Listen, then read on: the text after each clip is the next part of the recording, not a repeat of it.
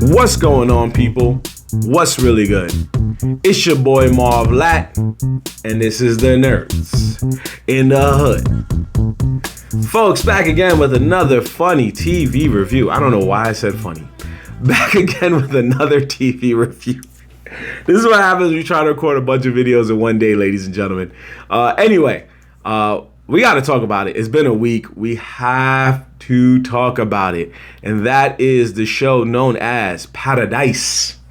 And no, I'm not talking about that wonderful song with LL Cool J and A-Marie. Yes, I'm being an old head. Sue me.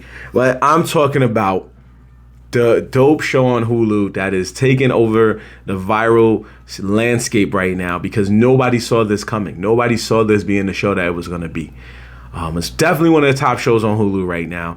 I be keeping my eye on the streamings and seeing which the top shows, top movies, and try to talk about them when I can. With that being said, I definitely want to focus on not so much as like what the show is about, but why it's a good show. Why people already say it's a good show. So let's just go ahead and get the verdict out the way. Hope you stay for after the verdict. But this show, I'm just going to keep it a buck with you, is valid. It is a valid show. It is one of my Nerds in the Hood. You know what? I will say it's one of the first time my sleeper picks of the month. I saw this show in February, but it kept going until March, obviously. So this show was basically all about just as a post-apocalyptic show. You just don't realize that until like the end of the first episode. So it was a post-apocalyptic show about the world going through a mass chaos just due to natural disasters, all happening pretty much at the same time. A lot of the world is going to get wiped out. Population is going to get wiped out. And what is going to happen with that is that the president has devised a plan where people could live he didn't devise the plan, excuse me. Somebody devised the plan and the president went along with it, where people can live underground in a sphere and everybody can just keep living their life. They'll just be away from all the dangers. And this is mainly a show, not so much about that, but just what happens after. But you have to find out over time what led up to it. This is actually, like when you really forget that even though it's a sci-fi show, and it's a post-apocalyptic show, it's a murder mystery because the president was assassinated and nobody knows why or who. So you are trying to also at the same time find out who assassinated the president. There's different factors. There's different clues, right? There's different suspects. There's so many different things, and you don't know who did it, and you're trying to sit there and figure out who. Now, just like Only Murders in the Building, they always tease who it could be, and then at the end, it's somebody you kind of don't really expect. The difference with Only Murders in the Building is they kind of clue in on the person a lot earlier in the season. Paradise didn't do that. Paradise was just like, hey, yo, you ain't never gonna see this coming, fam. But when you do, it's crazy. Because what happens is they show you who it was that did it, but you don't realize it yet. So they show you when the president first had an attempt earlier in the season to get assassinated, it was the same guy. But we thought that he was taken out, and he wasn't. So that's, to me, what made it clever, because you're like, wow, you find out this whole storyline about what he chose to do to assassinate the president and how he chose to try again.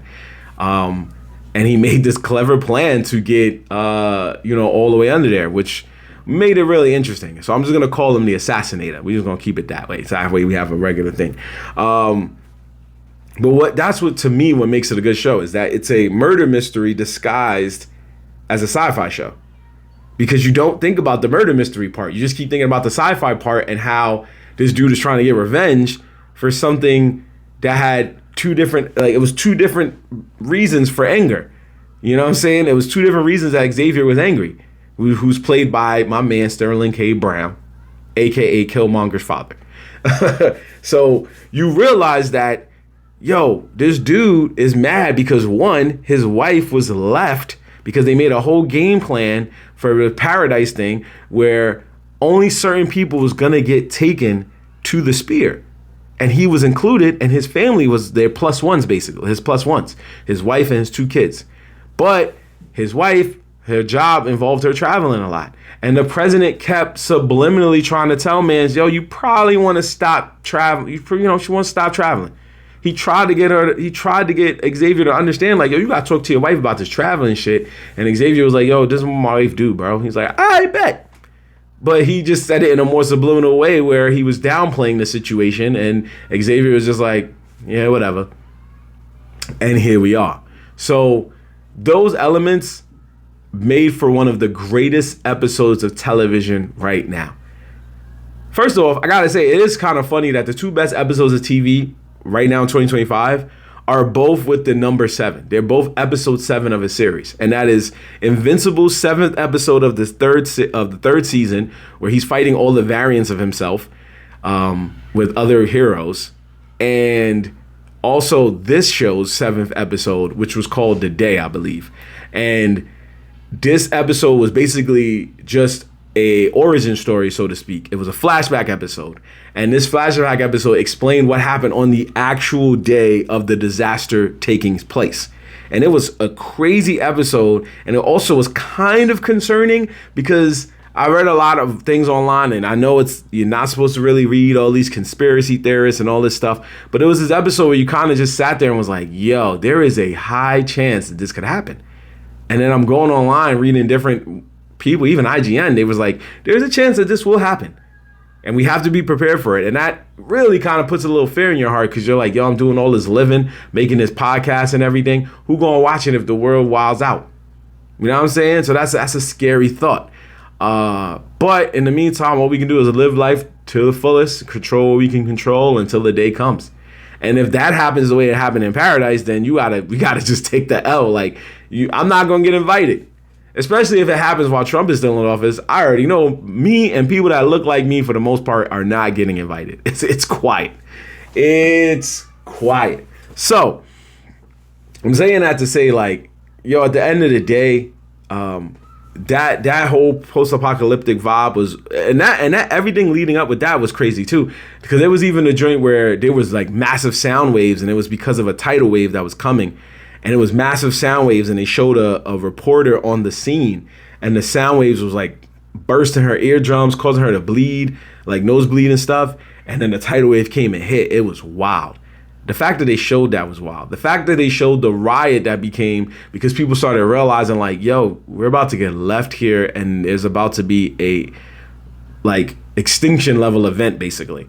And the president decided to have a heart at the worst time and do some type of, like, speech just to say, like, yo, take care of your families. Look after them right now. It's a wrap. I'm out. Nah, don't tell me that, fam. Just let me live my life. Because now you're going to tell me that I'm going to freak out. What am I going to do? And this always makes me laugh in post-apocalyptic movies. Everybody's first instinct is to drive away. You got it. Like, if my first instinct is to drive away, but I also just saw a president's address where he just addressed the whole nation and said, yo, I ain't gonna hold y'all. Shit's bleak. Just love it. Find time for your loved ones. I'm not driving nowhere. There ain't nowhere I could go. Unless I got invited to the Spear, there's nowhere I could go. So if I didn't get invited to the Spear, I'm just going to sit back just like that and just chill out with my family one last time. Y'all want to watch a TV show before y'all go out? One final show. What movie you want to watch? Y'all want to play Switch? What are we doing? Like, you gotta, that's all you can do. Every time I watch one of those movies, it's always heavy, bumper to bumper, no moving traffic. There's always that scene because everybody thinks the same thing. We gotta drive somewhere safe. Zombie movies is one thing because the zombies ain't gonna destroy the world. They're just gonna destroy the people in it. But movies with a natural disaster, they ain't nowhere you can really go unless there's a bunker that they're telling you to go to because it can save you from this danger, but your house will just be messed up. If they ain't telling you that, you gotta take that L. You gotta either make your own bunker or something. So I just always get a kick out of that. But I love the murder mystery aspect of it. I love the fact that every episode they was trying to find the clues and figure out that this was deeper than what they thought. Like uncovering all of those things was really dope because it kept evolving. Because now you got a murder mystery on your hands, but it's also a post-apocalyptic event. And now you add in the conspiracy theory at the same time. They're just like throwing stuff into the pot and stirring it and watching it bubble. That's what made this sauce so, oh my gosh, it was just so just dope. And then they kept doing the flashbacks, and you had to make sure you was keeping up, connecting the dots. And that was where it got real even more challenging, because you're like, I got to make sure I'm connecting these dots right, because if I don't connect these dots, I'm screwed up. You know what I'm saying? And I think, what was homegirl's name? Was it Judy? I think it was Judy. Yo, there was a funny storyline with her too, because I remember that she was one of the hired assassins for Sinatra, right? That was the code name for one of the bad guys. She was one of the hired assassins for that chick. No, it was Jane. It was Jane. I'm trying to make sure I got the name right. It was Jane. So she was one of the hired assassins. She was dating another dude named Billy, who was one of the hired assassins. They were both hired assassins, but Billy didn't know that Jane was also a hired assassin.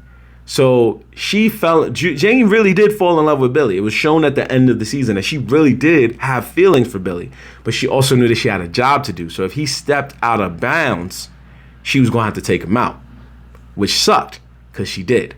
Now, at the end of it all, she told Sinatra, yo, you think you think I can get that Wii from you? Because that was what they used to play together. They used to play Wii Sports when they were falling in love.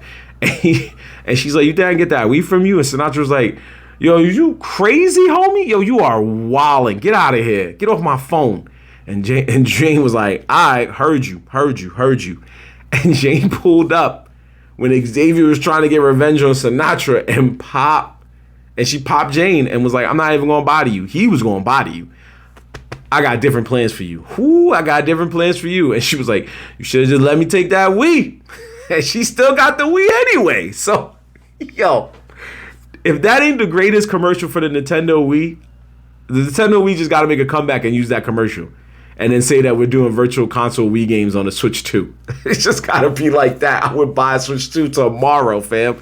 That was the craziest, get back story. It was the craziest get back story. And the get back story was supposed to be involving Xavier. And it ended up being better with Jane. Women's Day, baby. So it just was that kind of vibe. But all in all, man, I could go on and on about this, but this was an amazing show, amazing writing, amazing cast, led by Sterling K. Brown and James Marsden.